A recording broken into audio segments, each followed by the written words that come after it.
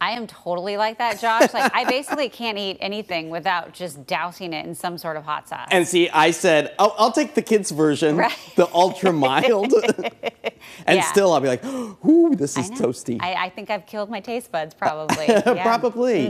Yeah, well, some hot sauce with some hot weather we got coming up. That it is. It's going to be quite steamy out there over the next several days as we prepare for yet again another heat wave. But I want to take us back about 3 years ago, the year 2021. Today's temperature 80 degrees, but 3 years ago today, we broke that all-time daytime high record of 116 degrees.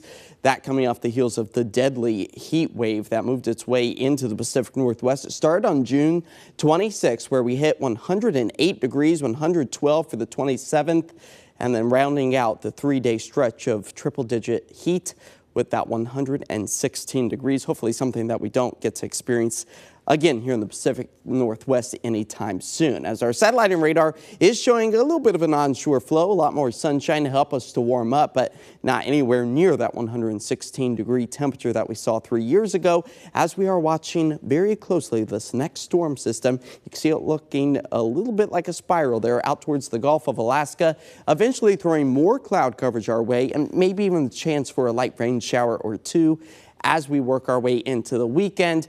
But overall, our temperatures are really going to stabilize in the low 80s. But we do have the potential to gather up 1 or 2 of those raindrops into the rain gauge. You'll notice that the Willamette Valley is kind of in the shadow of rain-free conditions, where we could, some weather models, picking up at just a couple of 1/100ths of an inch. So kind of a lackluster rain event for us as we are quickly approaching the end of the month of June. Already picking up about 1 3/4 inches of rain. That puts us below normal for today's date by just about 1/10 of an inch. We typically see for the month of June about 1.5 inches or a little bit more than that, making this about the 4th driest month of the year. As we move into July and August, that's where we only expect to pick up about 1/2 inch of rain if we're lucky enough to even see that. As we take a live look at those dry skies right now out over downtown Portland, bright blue sunny conditions as we still see those high thin cirrus clouds keeping temperatures right around 70, approaching 80 degrees for the rest of this afternoon.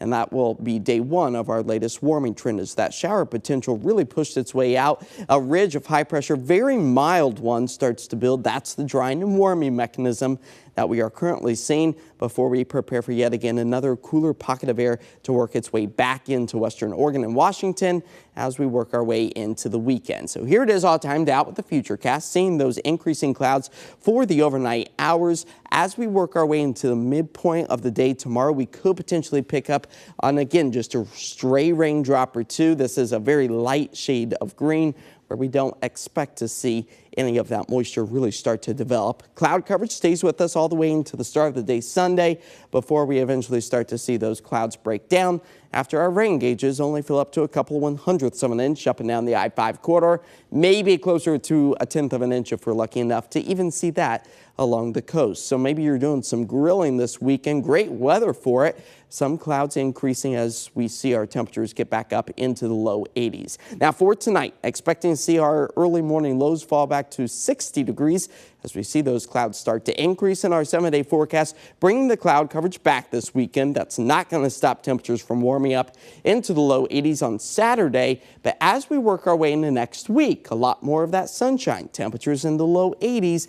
And then by the time we get to the 4th of July, which is less than a week away, almost 90 degrees, the Blues Fest starts, and some weather models are putting us even hotter than that by the weekend. So it wouldn't be the Blues Fest without summer-like heat, right? I guess, yeah, we've had hot years before. We've had like cooler years before. So this looks like it's going to be a toasty one. Yes. Okay. We'll wear our shorts. We'll prepare now. We will. Yeah. All right. We'll be right back. Stick around.